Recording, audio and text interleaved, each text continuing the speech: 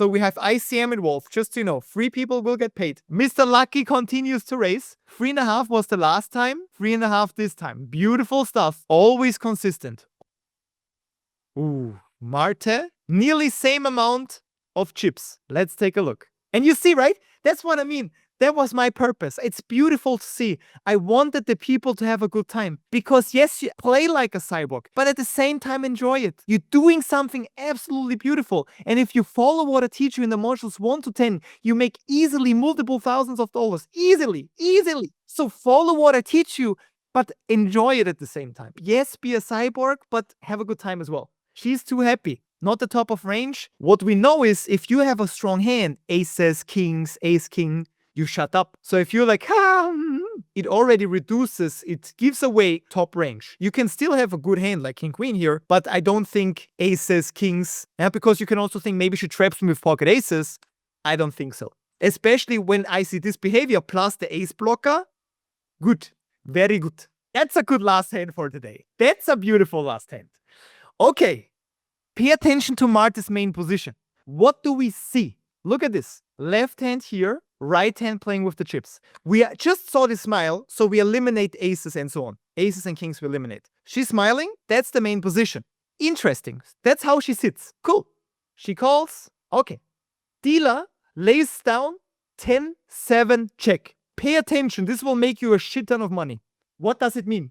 If you have something valuable, you protect it, you hold it. Sometimes the jealous boyfriend holds the hands of the girlfriend. Sometimes if you go through the shopping mall, right, they like literally raise the hand like this. That's what they do, like, it's my treasure. Especially if she's beautiful and like, don't look at her. It's my girlfriend. Why did you look at her, man? Like this. So if you have something that is out of value, you protect it. You hold it tight. Yes, she leans a little bit forward, but the hands give it away. She is interested, I agree, but she holds it tight. It's the treasure.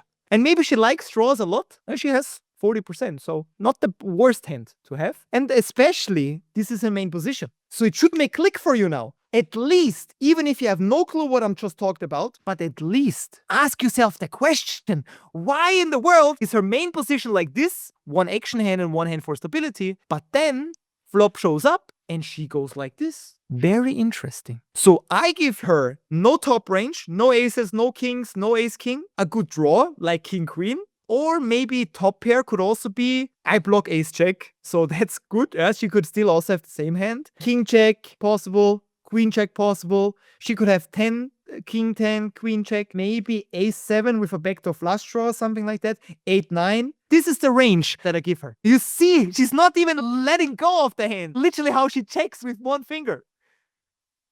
Look at this. She's not letting go. I want to see the check again. Look at this. Like tick, tick, and back. Protecting the value. She's protecting her treasure.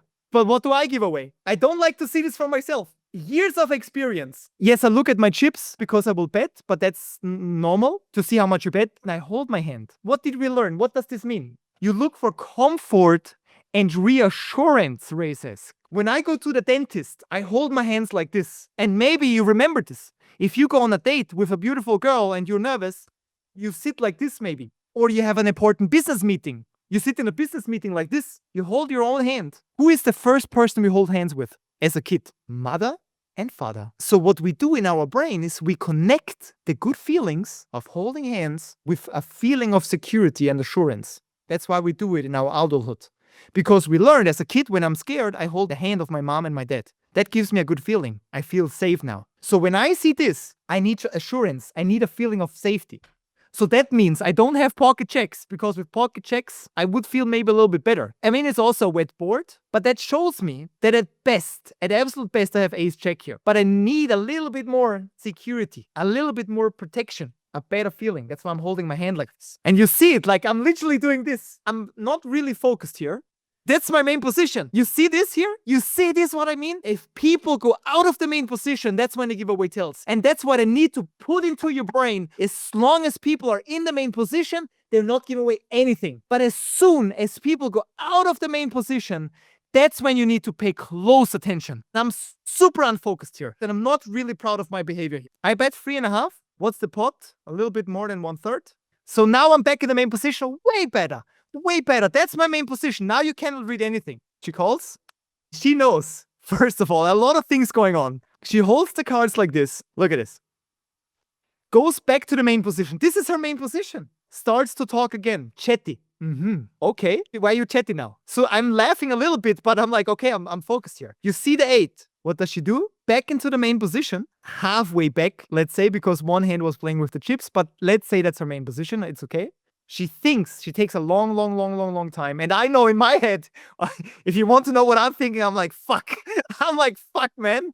Yes, card's not that valuable anymore. Correct. She grabs the chips and lead out. Snap call, because I know I have to. The ace. Worst card that can come. Absolute worst card. Pay attention to what happens next. 23 in the pot, and she bets 1.6. Super duper small. And I tell you one thing. She could have eliminated me at this point. Maybe not eliminated, but she could have bet very big, and I would be in a fucking nightmare spot. She could put me in a spot where I throw up. I have 2 pair. Of course, I'm calling here. 1.6, of course, I have to call, obviously. It's a block bet. I mean, if I don't call with 2 pair 1.6, 1 big blind, right? She bets 1 big blind. I mean, obviously, I have to call 1 big blind. If she jams, I'm not sure if I find the fold, to be very honest. Especially at this stage when you see me making so many mistakes and being unfocused. And also King Queen.